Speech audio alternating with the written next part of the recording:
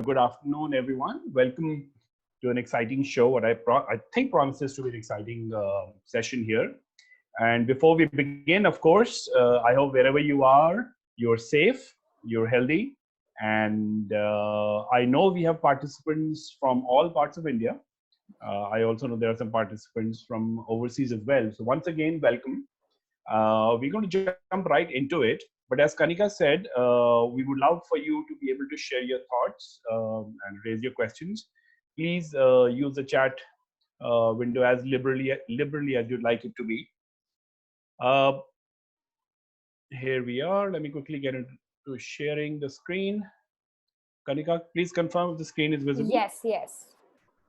Okay, so that's the session, folks, and I will set the context of why we're doing this, and of course how we're going to do this. But before that, a little bit about myself. I've been an entrepreneur most of my life. Okay, just one sec. My screen is not moving. There we go.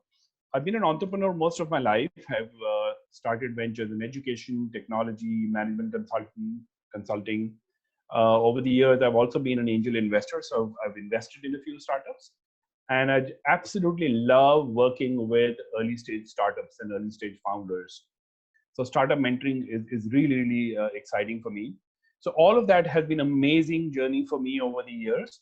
Uh, but perhaps the one thing I'm most excited about is what you see on the screen, which is my book coming out hopefully next week, which is all about the roadmap that you need to take if you want to launch your own startup. So step-by-step guidance on how do you create powerful, viable, successful, hopefully someday unicorn kind of startups. I must also add, I've seen things on both sides. While I've been an entrepreneur, I've also, until very recently, I was running the incubator for Bennett University. We call it the Bennett Hatchery. So I've also seen what it means to be a student and to entertain the idea and notion of starting out. And I've been working with those. Currently, I'm the founder of Startup Innovation Lab, which is consulting and training and mentoring organization that works with startups and other incubators. Okay, we'll jump in. And one of the first questions I'd like to address is why do we need this session? And certainly why now?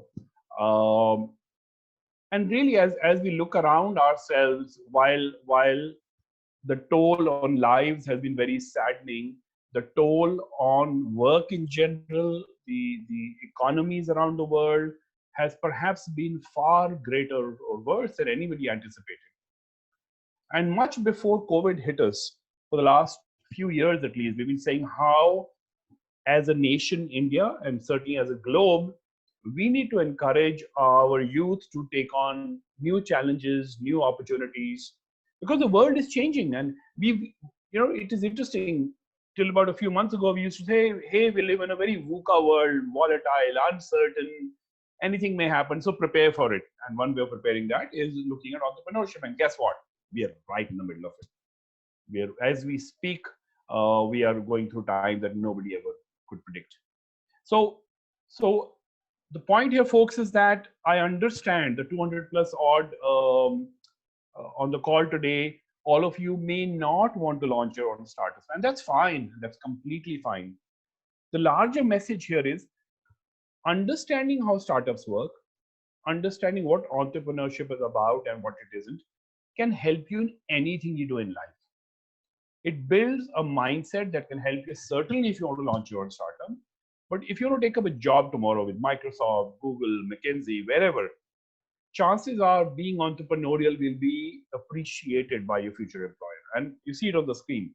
Everybody out there has been talking about how, and by the way, I've also been on the other side of the table where I have recruited or hired fresh graduates. And we loosely say we'd like our students to be, of course, to know the subject, but also to be creative, innovative, taking charge, being entrepreneurial. But what does it really mean is what we're going to look at today. So, folks, just keep in mind, world around us is changing.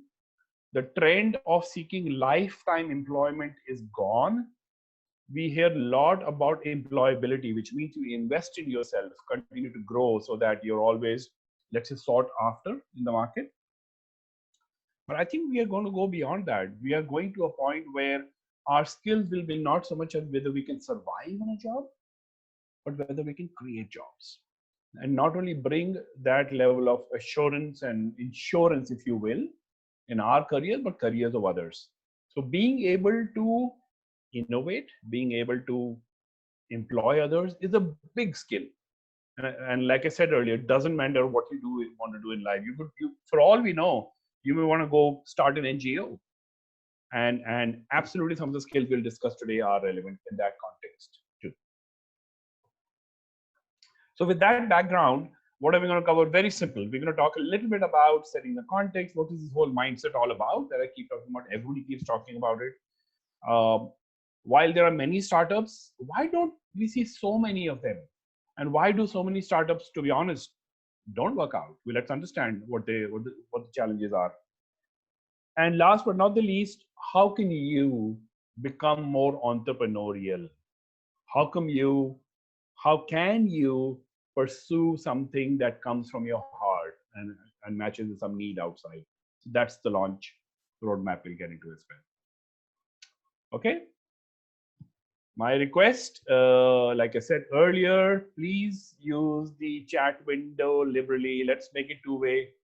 I don't want 90 minutes to go by and it has been just me talking. So we're going to get there. Let me just open up the chat window if I can. And maybe for that. Kanika, why don't I see the chat window? Oh, there it is. Participant, yeah. but I don't see the chat window.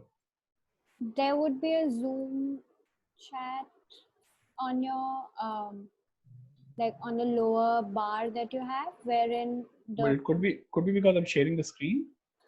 I don't think so, because I'm not sure actually. Okay, Might be. But I I'm definitely keeping an eye on the chat window. I'll let you know. Okay, good. So I'll if you could maybe help me read through the chat. Yes. Because the way, guys, we're going to make it two-way is please do some finger exercises. You're going to type a lot in the chat boxes. I'm going to ask questions because guess what?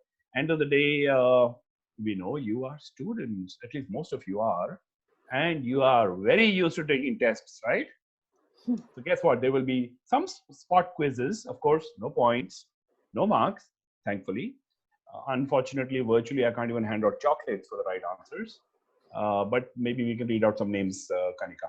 Definitely. Okay, so there'll be some quizzes along the way. And let's get started. Let's actually start with the quiz. And let's start with the very easy one, okay? Super warm-up one. Who is this person in your chat box? Quickly.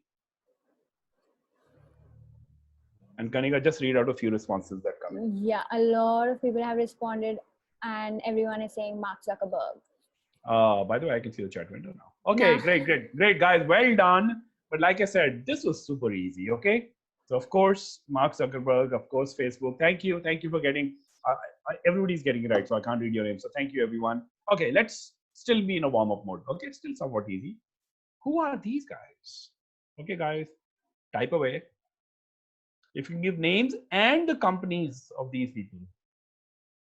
Okay. Okay. Okay, I'll tell you, it's not Musk. You can, the problem with virtual is you guys can also Google, but don't Google, please. And there was a pun in that statement. So one of them is definitely Larry Page. It is Alphabet, I agree. Some of you are getting it right. Okay, I'm going to keep the video off just to make sure there is no bandwidth issue around here. Okay, Gaurav Chawla, you just, I think, hit the jackpot right there. So while everybody's getting Google and Larry Page, Gaurav got both the names right. So it is indeed Sergey and Larry Page from Alphabet/Google. Perfect. Interestingly, these two were students at a university when they started Google. Do you know which university they were at? Type away. Which university were they studying at? Perfect. Perfect. Sanjana, Gaurav again, Sahil. Perfect. Stanford. Okay, great. So far so good and all easy stuff. Okay, guys, let's move up the curve a bit. All right, I'm going to tell you a very short story.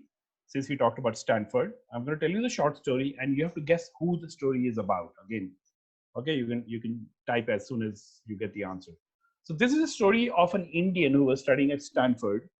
He was in the middle of his master's degree, but unfortunately was called back to India and had to rush back to India because sadly his father passed away. So he came back to India, and one of the things he did was to take over his father's business. And no, it's not Mukesh Ambani yet, at least not in the story I'm giving you. Uh, and took over that business and converted into a major uh, Indian and global organization enterprise today. Any guesses? I'm getting Mukesh Ambani, Ratan Tata. No. Let me give you another hint. The company that he inherited from his father was in vegetable oils and soaps. Sorry. Okay. Yeah, you guys are getting there slowly. Few more. Yeah, three more. Vishnu, Ria. All right, guys, now you're getting it. So, indeed, it is Mr. Azim Premji. He came back to India, took over Wipro, which in those days, like I said, used to do vegetable oils and stuff, and made it into an IT company as big as we know it today. Of course, today he's known not just for Wipro, but for Azim Premji Foundation as well, which is doing remarkable work in the area of education. By the way, do you know what Wipro stands for as a word? You guys are right. It is Wipro. It is Azim Premji. What does Wipro stand for? Don't Google. No. Okay. Interestingly, nobody asked this question because of the history that nobody knows about mostly. Western India Products was the original name of Wipro, but of course now we know Wipro to be IT. So there it is, Mr. Premji, uh, behind this big and very well respected organization. Western India. Sahil is good. Thank you, Sahil. Okay, quick one. Who's this lady? Obviously, an entrepreneur, very soft spoken. Yep, very soft spoken, but very determined. I'll give you a hint. She's trying to change the way women um, connect with each other and get job opportunities and social support at the same time. She's done something around women. No? Oh, I'm surprised. Not a single guess. Okay. So this is Sairi Chahal. She is the founder of a fantastic company called Shiros. Look it up later, perhaps, and doing amazing work in this area of bringing women to the fore. Okay, we'll keep going. I'm going to up the ante a bit. Quick story about the 16-year-old who moved to the US from Ukraine, moved to the West Coast. Did not come from a very economically strong family, so his mother had to really do 3-4 jobs a day to keep him in school. Joined a university, but dropped out very quickly, and thereafter created something that has revolutionized the way you and I communicate today. Who is this person? I'll help you by showing a picture of him. Who is this person? Ah, Chahat is getting it right, and others are wondering who this Jan person is. What company has he founded? Chahat, do you know? Perfect. So here we are, guys. Not too many people know about this, of course, because after WhatsApp's acquisition. So that's Jan who founded the fantastic WhatsApp that you and I use every single day, every single hour. Okay, maybe one more. Okay, here's a story of somebody who eventually won a Nobel laureate, but in the early part of his career, he was really troubled by how people from poorer backgrounds didn't get loans from institutions. They had to go to the loan sharks, private lenders who would charge them 30, 40, 50, 100% interest sometimes. Uh, but there was no place to go. And they wanted small amount. They wanted a 5,000 rupee loan, 2,000 rupee loan. So he was really troubled. And to find a solution to that problem, he went on to create an organization for which he won the Nobel Prize. Who is this gentleman? Come on, guys. I won't react till I see a few answers.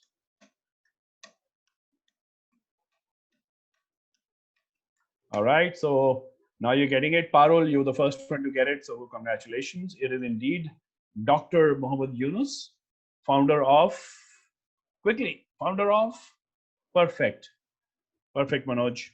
That is the founder of Grameen Bank, which is again, he's now known as the father of the microfinance industry. He's really changed the way poor people around the world have access to capital. So, folks, very quickly, we've gone through these stories, right? From Azim Premji to Mohammed Yunus to from Facebook to WhatsApp. What do you see is common between them? Type away. Do you notice any threads? Go on. I'll read a few and then I'll respond. Go ahead. We got a couple already.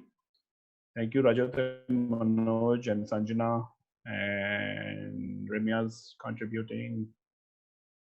Kushbu, Avnish. They quit what they're doing. Okay. Engage. Okay, very good. Very good, guys. Good answers, all of you. They were not all very young, by the way, when they started out. But most of what you're saying is absolutely on the dot. They wanted to change the world. They felt something in their heart, and they worked really diligently towards it. So really, end of the day, they're all innovators. They found a problem that bothered them, or a problem they were forced into to be, as in the case of Mr. Premji, and they solved the problem and took things forward. They are all entrepreneurs. So there are 2, 3 myths I'm busting here. One, entrepreneurs doesn't mean you got to be all tech. And if you're not doing an app, you're not an entrepreneur. 1. 2, just because you're not building a unicorn and multi-billion-dollar company, you're helping society through some social impact to your venture, doesn't make you any less of an entrepreneur. That also is fine. So entrepreneurs are everywhere. In fact, Dr. Yunus has famously quoted that there's an entrepreneur in each one of us. Because at some level, we all want to solve some problem. Maybe not for humanity, not for billions, but for a few people around us. So folks, that really is one of the central messages of the session today. It's not about launching new companies. Although by launching new companies, you learn and acquire some skills. It is really about changing the world. As many of you rightly said, never give up, passion, dream, build the gap, you said, don't quit, have the determination. Perfect. That really is what an entrepreneur is. And I'll go back to what I said earlier.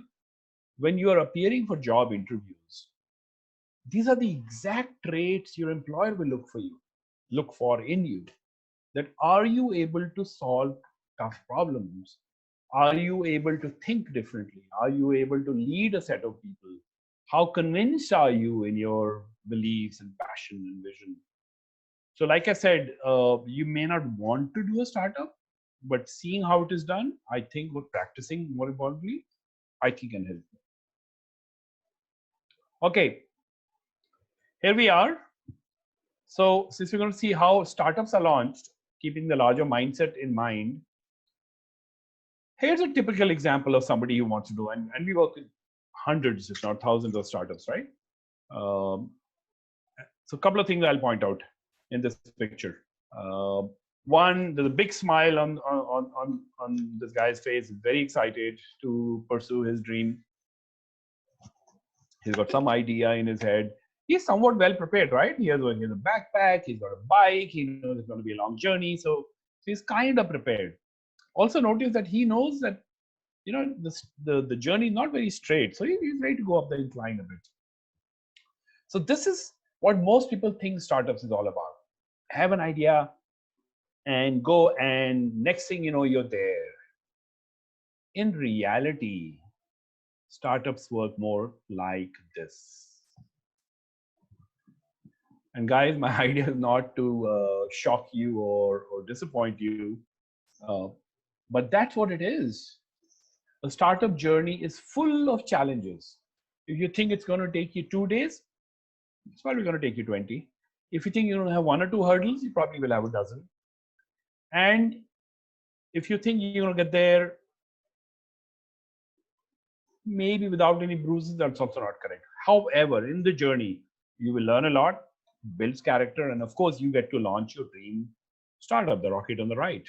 So, guys, be prepared for a journey that is more ups and downs and less of a straight linear curve up there. Our idea in this session is to not to disappoint you. On the contrary, our idea is to help you figure out some of these. And if you can avoid some of these, jump through them, skip through them, have a ladder or two, have a few devices to help you through the deep waters, avoid the sharks, etc. That's our intent. It will never be a straight line, but you can reduce the risks. And that exactly is the focus of the session. Okay? So we're going to jump into it. Now, do you guys know that Indian startup ecosystem, certainly in the last few years, has been doing remarkably well? At least as far as tech startups is concerned, we are supposed to be amongst the top 3 startup ecosystems in the world. Our competitors usually are US, of course, China, Israel, Germany, UK, Singapore is growing up, but Indian startup ecosystem is growing rapidly. The brands that you see around yourself didn't exist till a few years ago. As big a brand as Ola is, Oyo is, Zomato, stuff that you and I use every day, were almost nobodies a few years ago. Doing rather well. And since there are global participants on the call, in general, the interest in startups around the world is zooming. Startup ecosystems around the world continue to grow, scale, become more mature. And that's a great thing. Certainly in the post-COVID era, it's going to be really, really important to have more founders, more innovation, and more entrepreneurs out there. If that's the case, if there's so much of good stuff, this is a stark reality, guys. And it doesn't matter whether you're a tech or a non-tech, whether you're India or a Singapore, whether you are Israeli or an American, a vast, vast, vast majority of startups don't go beyond a few months. And failure can have its own definition, right? Sometimes they fail to launch and sometimes they fail to sustain after the launch. For example, unfortunately, thanks to COVID, we are seeing a fairly high rate of startup failure rate. In fact, today there's an article in the newspapers about how about 30 to 40% startups may go away. They just don't have enough to survive through the storm. So guys, 90% startups fail. The question for you, and let me get access to my chat window, be prepared to type again. Why do you think so many startups fail? What do you think is reason number 1? Everybody, type only one. One reason why you think startups fail. Okay? You got everybody started with competition. Your number 1. Don't copy others. Your number 1. Cash, risks, competition, capital, planning. Okay. No SWOT. Interesting.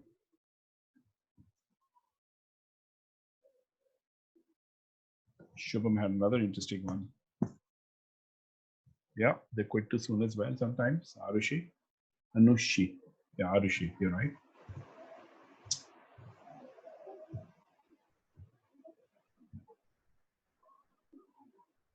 Okay, very interesting. Okay, we can pause. Very interesting ones. I think at some level they're all on the mark. At some level, they probably are all in the top 10, if not in the top 5. Let me tell you, research has shown which are those top 5, I think I'm going to show you. And I'm going to explain them because they're really, really critical. Number one, and some of you I think mentioned it. If I'm looking at it right now, what Jovish is saying, not the right solution to the problem people are facing, which essentially means, for a startup to do well, somebody out there has got to say, hey, thank you. I needed this. This has changed my life. And of course, I'll pay you for it. And they're two separate points. You may have people who appreciate what you made, but may not be willing to pay you for it. So you need to have enough number of paying customers, potentially paying customers out there, and you have to be addressing some real pains that they have. Reason number one, a lot of people have not done this. Reason number two, teams are not aligned. And the others, I think, fairly obvious. So you mentioned some of those. Marketing or lack of is also, by the way, out there. So part of our approach today is to see what is it that we can do so we can avoid some of these traps, right? Why is it that over and over again there's a pattern? And like I said, I work with hundreds of startups, and unfortunately, the pattern is the same. The one maybe number 3 for them, or 2 maybe number 4, but by and large, these are real challenges, and we're going to try to learn how to overcome them today. So if you're lost about what is it that you can do, you're in the right place.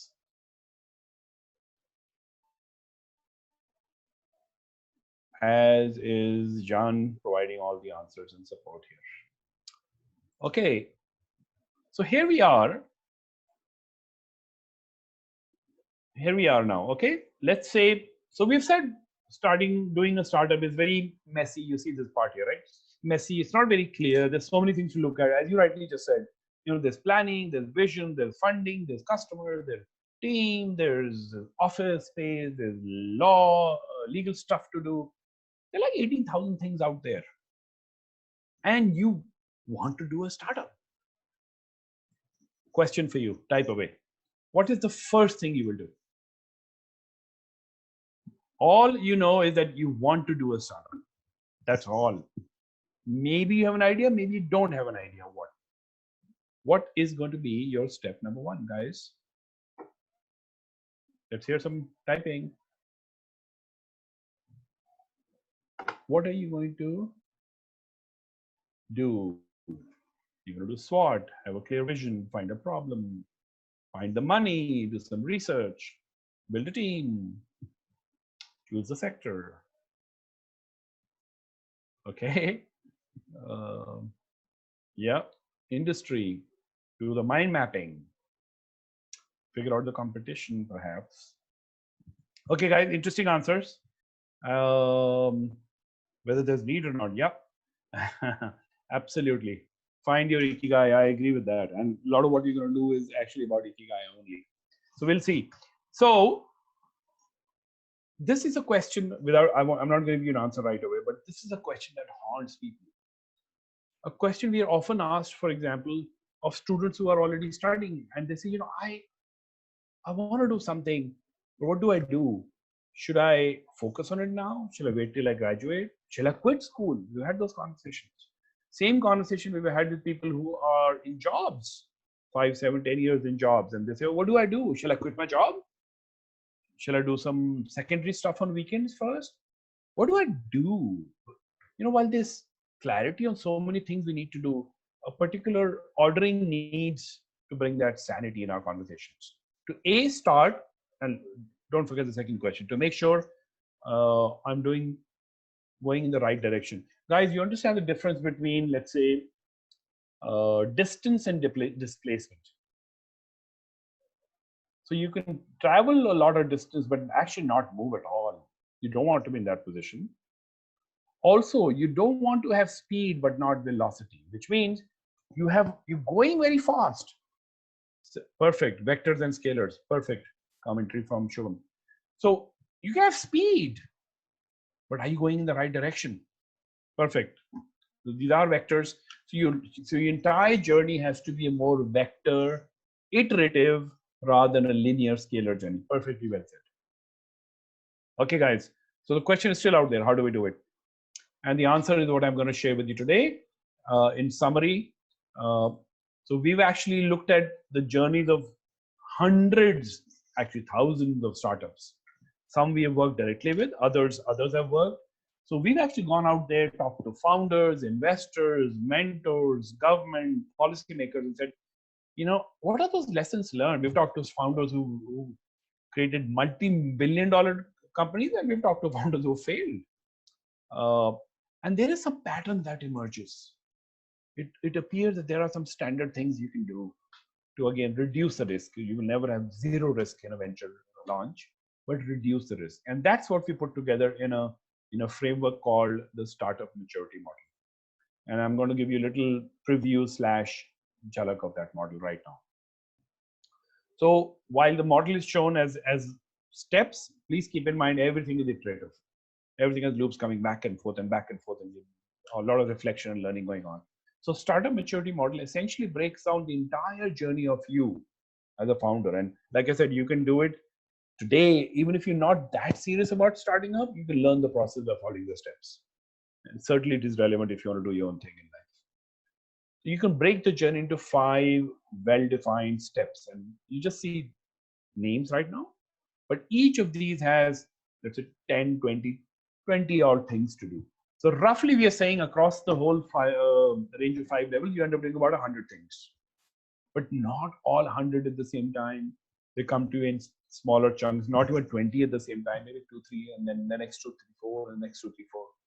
That really is the knowledge we have built into our framework called the startup maturity model. And I'm going to give you a very quick run through it. I don't want to make it a very theoretical conversation. So what I've done, guys, is taken startup maturity model and broken it down into very, very, very simple steps. Okay, not everything is covered. I'm telling you upfront. You mentioned SWOT, competitive analysis, all that is relevant. It's all part of those details, the 20 odd details of every level. But I'm not getting into details. I want to give you a high level feel of what it is if you want to start your startup. By the way, when we asked this question, I couldn't do an analysis of the numbers here. When we asked the question, when you want to do your startup, what is the first thing you need? Majority of the people say idea, and the number 2 usually is funds. And both are wrong answers, sorry. Actually, what you need, of course, is some passion and preparation, mental. That, of course, is step 0. But really, step 1, you got to find something that's not working out there in the real world. An opportunity that nobody has tapped, a problem that is going unaddressed. And you may not even have an idea of how to fix the problem right now, but you're curious enough to notice around you. I'll give an example. What do I mean by problem? And it's not just a problem, it has to be worth solving, which means that people have to care about it. Society has to care about it. It's not just nice to do. It's not a paper you're writing, right? So let's take an example. Pollution. Maybe these days, of course, it's been rather good because we're all staying home. But pollution in India, pollution in cities like Delhi, is horrible. Is it a problem? Yes. Is it a problem worth solving? Yes, because there's health and economic issues, etc. So it sounds like a decent problem, but if you really spend a few minutes about it, it's actually a very big problem. And you also don't want to start with something so abstruse and vague, which will have 20 or 200 pieces to it.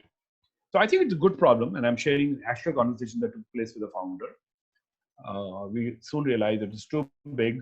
So we had continued to have more conversation. Finally, the problem he identified was that he did some research, right? He said 20% of the pollution in Delhi is caused by construction-related dust and debris, and nobody's doing anything about it. I want to solve that problem. He didn't know how. He didn't have an app. He didn't have any solution yet. He said, and he did come from a technology background, so I know he would have probably gone in some IoT-based solution, but we didn't know. That's the problem he identified. I'll give a very interesting example of another problem. A friend of mine is locked down and is living in New York. He's single by himself and working for the last 2 months. doing a lot of cooking, etc., etc. And then, over Skype one day he says, I have to go out for groceries, I have to cook, I have to figure out what to do because sometimes the restaurants are not even delivering. So I said, what is the problem? You kind of learning how to do it. He says, yeah. But he says, sometimes I want to eat a dish. Let's say he said, I want to make a pizza, but I don't have the ingredients. I want to make pasta, I don't have the ingredients. I want to make butter chicken, but I don't have the ingredients. He says, my problem is somebody should be able to give me a recipe based on what I have. So if I have these vegetables, something should be able to say, here are the 3 dishes you can make. So his problem is that recipes assume ingredients. His problem was that there is no way to go from ingredients forward. Whether he finds an answer, I don't know. But I'll just give you two examples of a different kind. Yeah, you can create lots of solutions. I'm not going into solutions. I'm saying his problem was he had ingredients but no recipe. And the other guy said, there's pollution caused by construction and nobody's doing it. There's 2 problems. And you can find problems all around you. Simple problem, right? Even before toothpaste cover started having that little flap thing, even today, you wake up in the morning, you're groggy, you unscrew the toothpaste, you brush, and you've forgotten where you kept the cap. It's fallen down. It's so irritating early in the morning. And of course, many years ago, somebody invented the little flap that stays on the toothpaste. So I'm saying as little as that. These are annoyances / problems. Not all of them will become startups. So guys, starting point is something that bothers you. Something that you see in your daily life. And don't make it too big and don't make it too small. Let's get some ideas. Okay, guys, type away. Please, everybody share one problem around you that you notice. Anything, anything. It could be the way we treat street dogs. It could be the way we don't manage our litter. It could be that our classrooms are not very educational, whatever. One problem that you see around you. Please type. Okay. Thank you, Sahil, for getting us started on messy roads. Could be in your personal life, could be in society, could be a relationship issue as well. There's a reason why certain dating apps, by the way, do better than others. They've identified problems with the others. Okay. Others. Yeah. Thank you for sharing. Yeah. Amish. Ananya, thank you. Self-awareness. Traffic jams. Okay.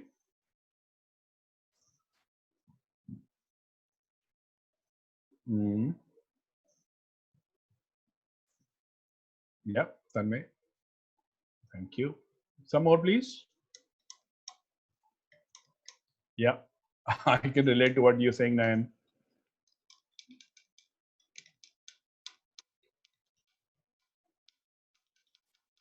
Shubham, I'm not sure I understood what you wrote, by the way.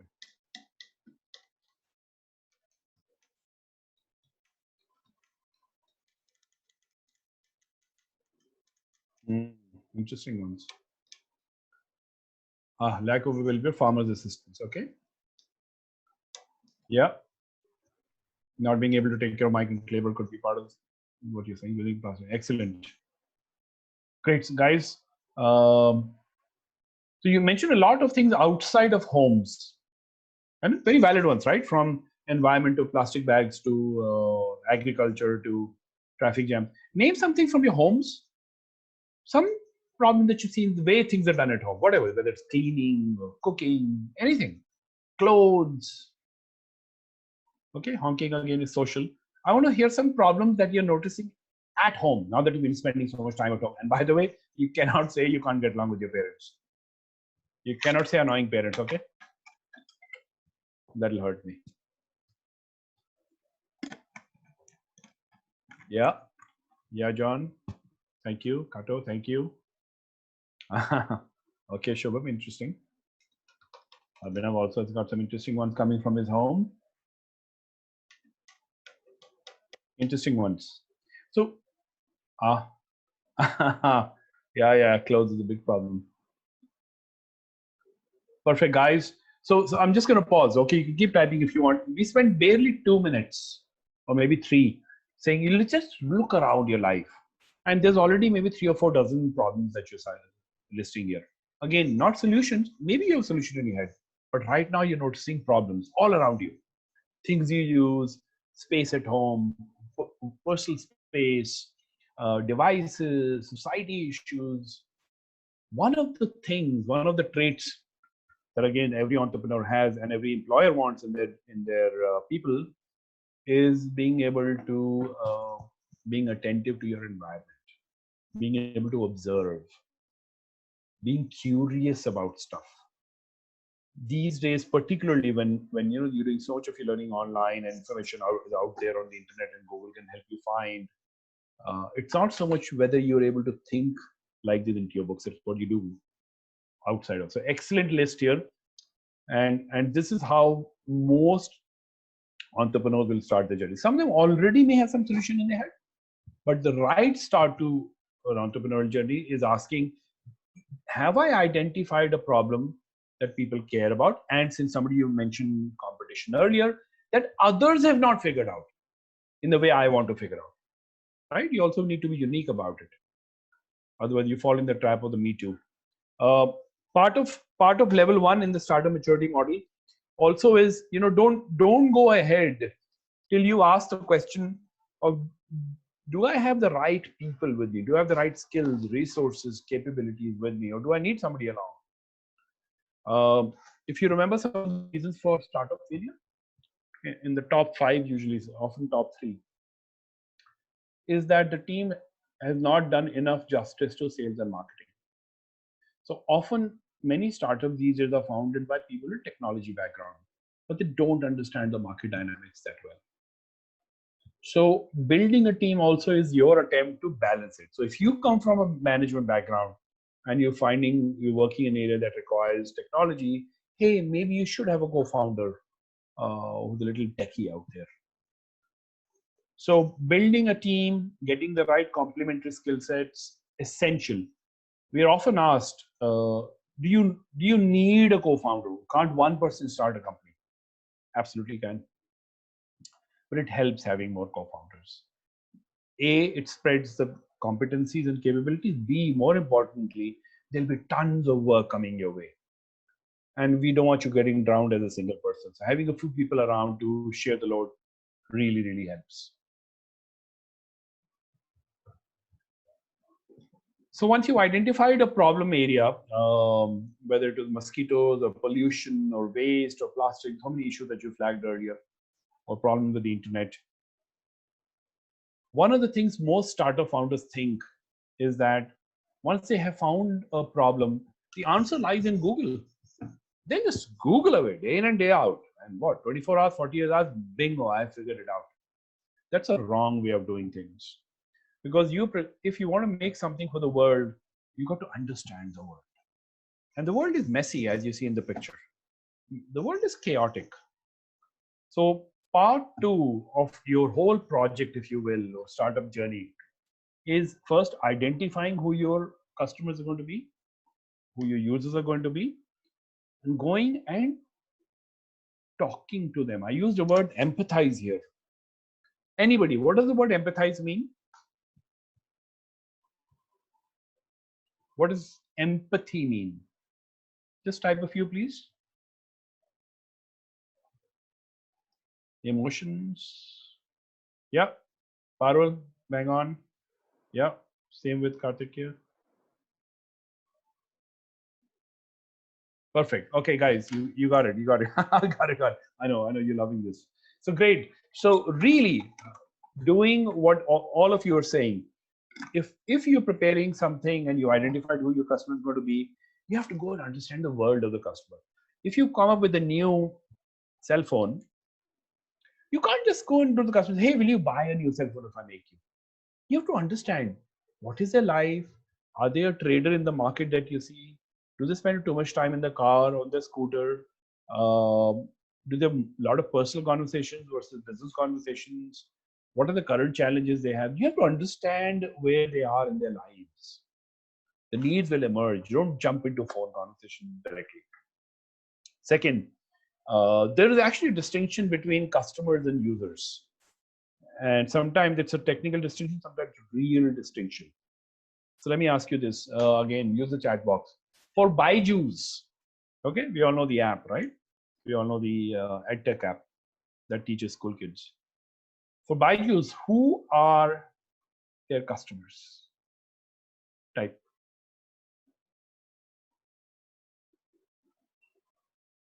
Okay, students, parents, schools.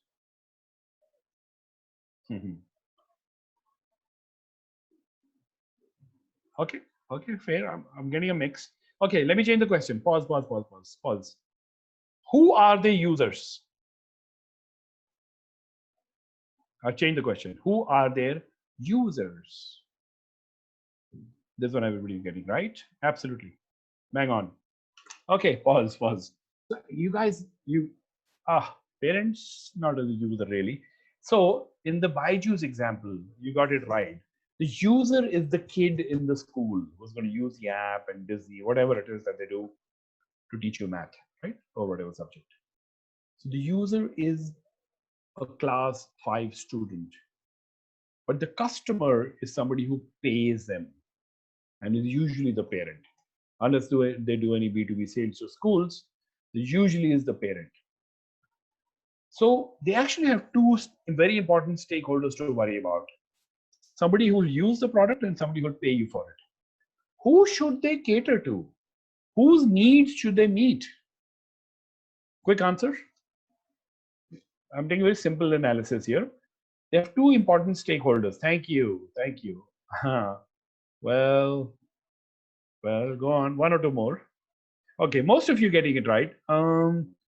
Because they are both important stakeholders, they have to take care of both. The traditional definition of customer is the one you develop the product for, and the customer is the one who pays you. It doesn't work in many situations these days, as with Byju's. The student, the kid is your user. You better understand what the kid wants from an app. He has choices. Otherwise, in 32 seconds, maybe less, you're going to dump your app and go to something else. And you better understand what a student, what a parent needs. If a student needs the app to be friendly, gamified, colorful, the parent will say, hey, oh, padha bhi raha hai ki nahi? Is it actually adding value? Is it helping my kid learn and do better in class? Different requirements, perhaps. So you have to be very careful. And in this case of Byju's, you better go and talk to tons of students and figure out what they want, and tons of parents, and of course, tons of teachers and schools before you say this is what Byju's is all about. So step 2, figure out your customers, user segments, go talk to them. There's a phrase in the startup world called getting out of the building. That's exactly what you need to do. You cannot do this research sitting at your desktop. You can do some secondary stuff, but not a great deal. Okay, guys? So you had a problem, you had tentative solution in your head, you figure out who is affected by the problem, and now you're going to develop some ideas about how you can actually solve the problem. And you may have 1, 2, 4, 10 ideas. And some ideas may work better than the others. So what you need to do now is actually develop some basic prototypes. They could be sketches, they could be mock-ups, they could be screenshots, they could be physical prototypes if you want. But you got to be able to figure out, hey, this is the problem. Let's take the plastic bag problem that you talked about. I have a solution in terms of this kind of a paper bag, or this kind of a cloth bag, or this kind of a disposable bag. Let me take it and show it to some people, some shoppers, shop owners, etc. You got to be able to generate some ideas and test those with your real customers. And doing so will give you a sense of what's working, what's not. Will not do this. A very important aspect once you're figuring out, and sometimes it happens hand in hand, when you're doing a testing your hypothesis and prototypes with your customers, you're also parallelly looking at how am I going to generate revenues. Remember, end of the day, you have to be self-sustainable, right, as a business. What is a okay, let's get some answers from you. What is a business model? Can you define a business model? guys? Anyone? Go ahead. What is a business model?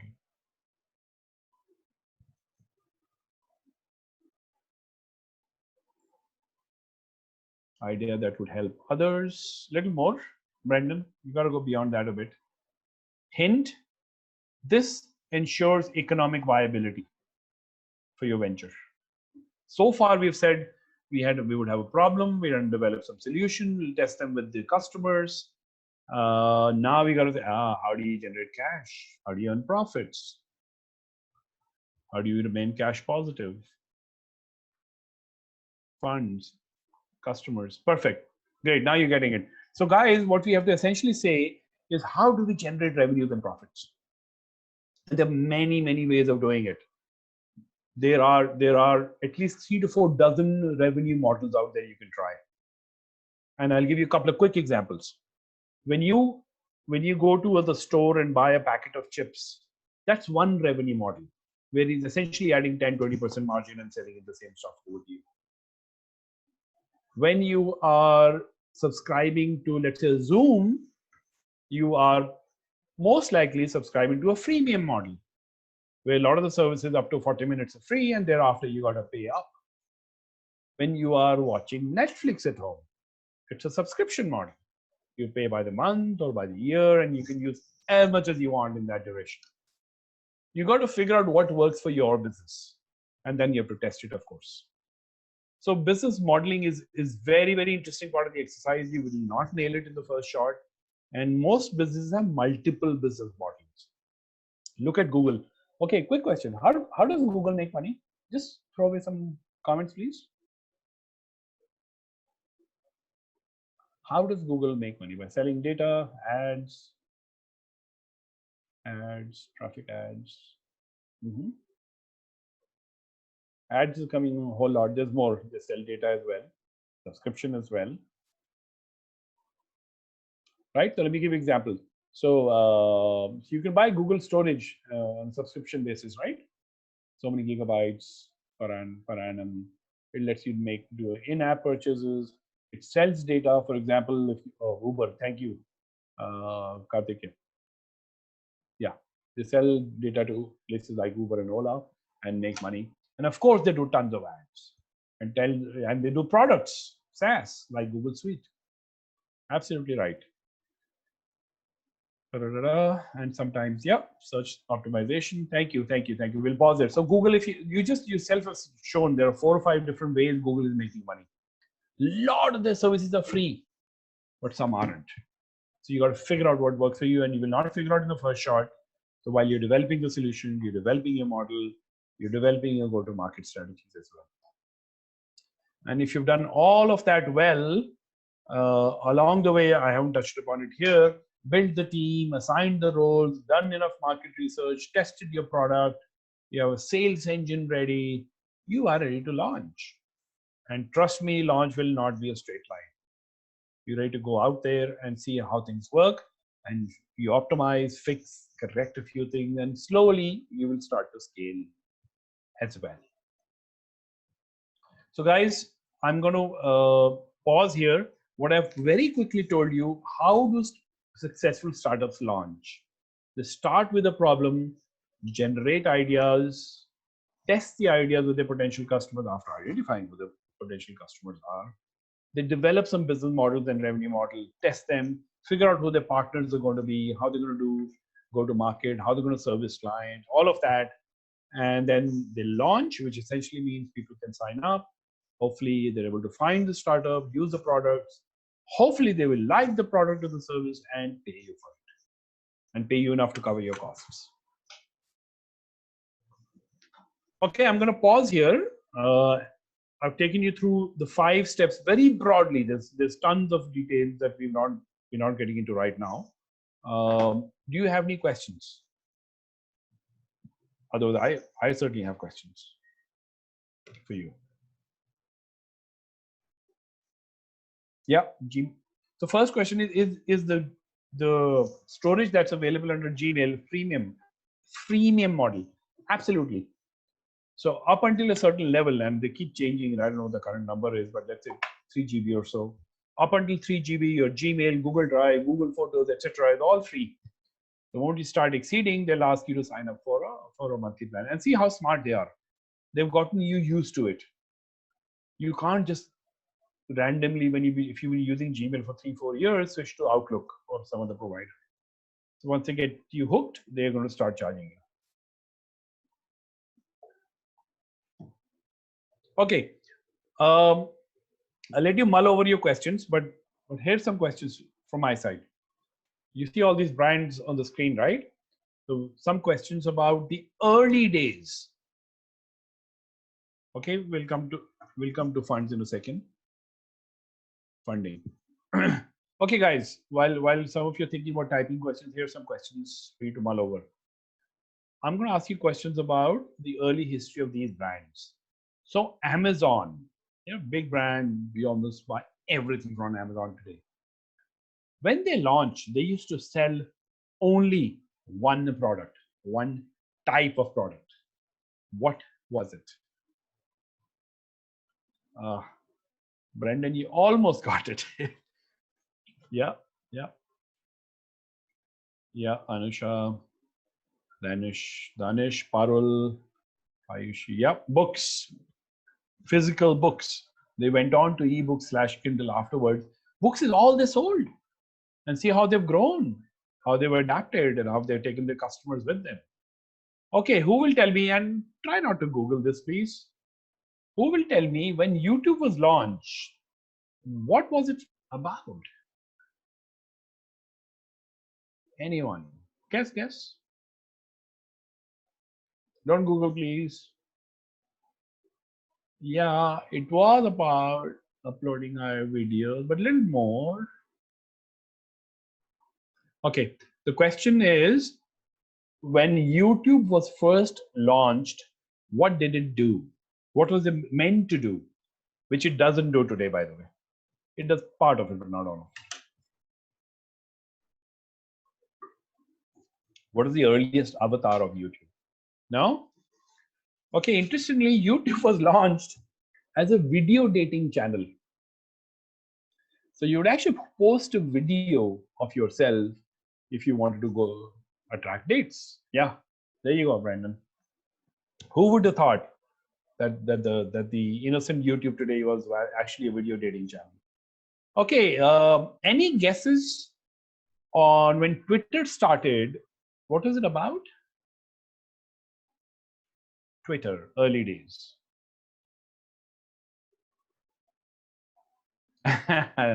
Nitin, that's smart, but they had to do more than tweets.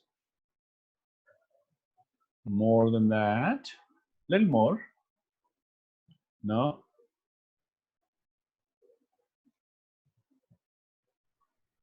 Yeah, okay. Dips will get to that question. Sharing feelings, share your thought. Not kind of, but not really. Okay, interestingly, Twitter was a podcast. So you can listen to your audio tweets, right? That's where the name came from. You could tweet your thoughts in audio clips. Okay, Netflix. Before you could stream it, Remy has figured it out. Yep, as has Amish and Anand, and Nayan, and everybody else. Perfect. They used to actually send DVDs in mail and connect them back. And there was a Netflix version that was launched in India under Reliance. Big Flix, I remember. I remember subscribing to it 10 years ago plus. I used to get DVDs and send back DVDs, etc. Okay, last one. When Flipkart started, what products did it sell? Initial days, initial 2 years. Yeah, there you go. Absolutely right. Absolutely right. Interesting. Did you see that? Flipkart was a Me Too on Amazon. Flipkart did what Amazon was doing and doing well, right? Just do books. And just as Amazon has grown, so has Flipkart/Walmart. Interesting journeys, how businesses evolve and change over time. Also because the needs change, and also because there's opportunities. Okay, so good guesses by and large, guys. I'm going to go back to some of the questions that came. One, how do you raise funds?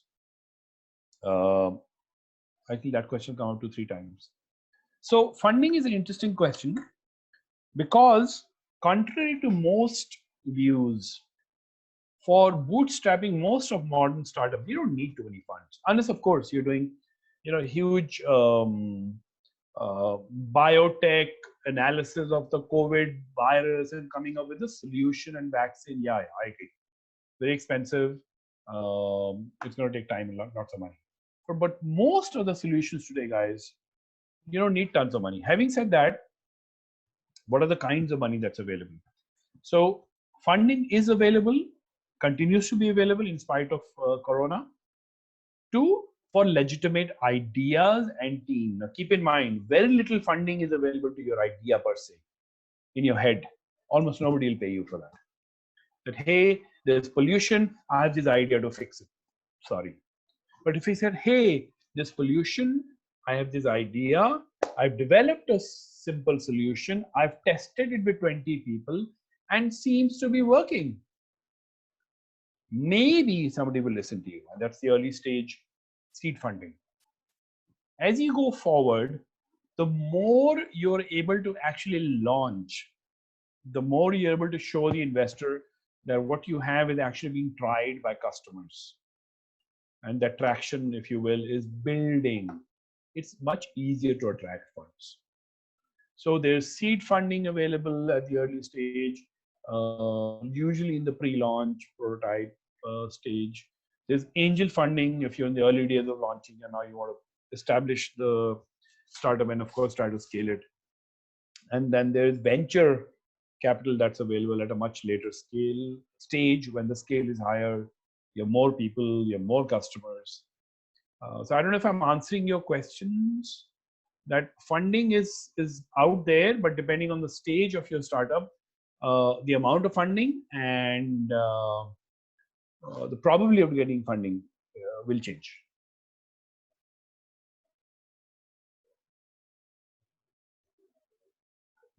Okay, Kanika, I am not able to see comments one more time. I don't know where they went. Let me just read out a few questions for you till Yeah. the time if you don't find it. Okay, so someone is asking, Yeah. yeah, I got it. what is crowdfunding? Anand Mishra is asking, what is crowdfunding? Okay. Okay, so funding is available from multiple sources. The easiest funds usually are from your family and friends, right? For the initial days, usually they're the ones who will support you, fund you. And then you can go to private investors who put their personal money in your ventures, so-called angel investors. And then you can go to institutional places like venture capitalists or even banks for that matter, who as an organization, their entire business is about investing in, let's say, startups. The other option is you can actually say, I want to go to general public and see if people want to support my idea. So crowdfunding is where you would, and there are many sites, you can Google this, there are many sites available that let you do this. You can go to a site and say, hey, this is the idea, this is the problem, this is my idea, this is the solutions plan I have. I don't have a solution. Does anybody want to fund the journey?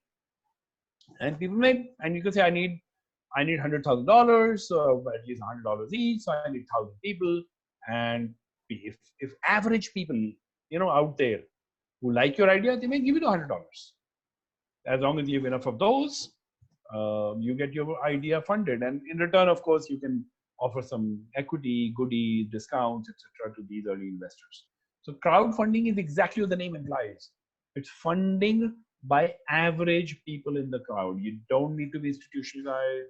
You don't need to be professional investor. It could be a friend in your class. You can start a crowdfunding program, for example, in your respective institutes, and say, and I know an institute that's doing it. That's why I'm sharing this example. Every year they say we will invite ideas, select 10, and put them up for funding from their peers. So they're crowdfunded within the institution.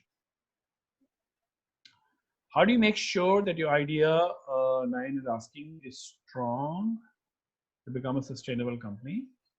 Okay, good question, Nayan. Uh, there are 2-3 questions embedded in your question.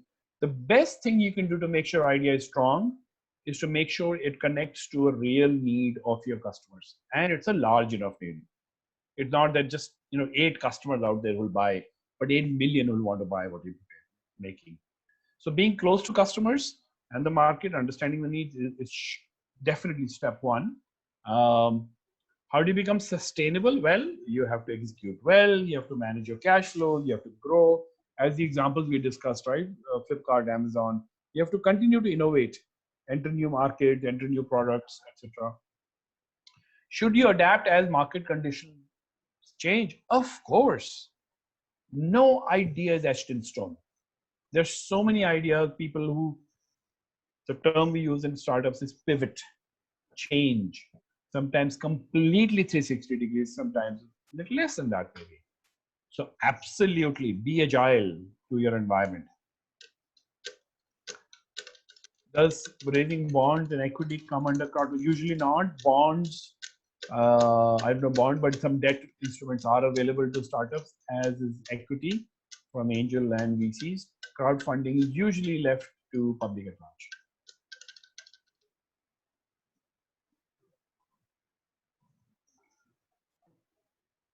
Okay. Any more questions? Okay, Brendan says, if your income and expenditure remains the same, should you continue the firm? Actually, Brendan, it's a very loaded question. I need to know the context a little bit more. What business is it? When you say it's expenditure is met, are you paying?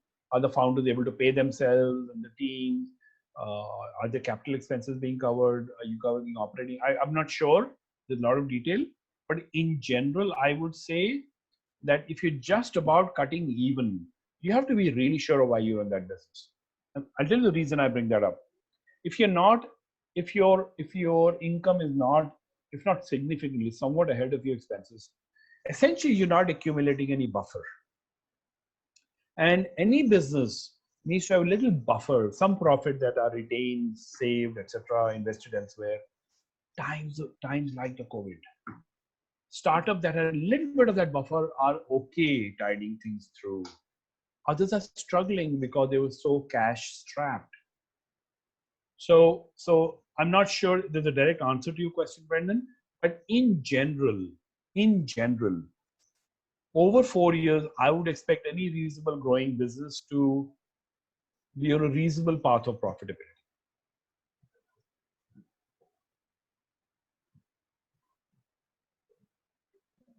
Oh, why did Google Plus not work? Oh, I think there are many reasons out there, and I may not be sure of the official reason. My sense is that Google Plus actually was a great product when they launched, because they already had a huge base of people who were using Google. Social media was picking up, so they could actually use that to create a tons of social networks. I think, like my observation, okay, I think as an organization, they didn't put enough emphasis on it. It wasn't attractive enough a business for them. I think it was a mistake. I think others have taken up where Google Plus left out, the space it walked away from. But maybe it wasn't interesting enough for them. Maybe they had bigger things on there they wanted to work on, right? Like driverless cars and who knows what, and lots of AI stuff. Parul says something. Yeah, actually, Parul, what you raised is actually very, very interesting and a problematic question. If you look all around you, the Paytms, the Flipkart, the Amazons, the Oyos, they're all bleeding money. They're burning investors' cash. And one of the things they're burning the cash on is acquiring customers and maintaining customer relationships. And one can argue that makes sense, because if you have a customer, he'll then stay with you. But I also think in today's world, customers change a lot. You may be a very die-hard fan of Amazon, right? But when you're out there to buy a cell phone and Flipkart lets you save those $500, you ought to jump the ship, especially in a place like India where people are very, very price conscious. Maintaining steady customer relations is a very expensive proposition. So you still have to invest in customer relationships. At what cost is a question you have to answer. My question is, if these big guys didn't have billions of dollars of investors' money, would they have continued to sell and incur losses? Probably not. Probably not. They probably may have trimmed down some marketing, trimmed down some product lines, brought more operational optimization. Who knows? But the other side is sometimes customer relationships is your competitive advantage, which in today's world is a tough game to play because customers are very whimsical.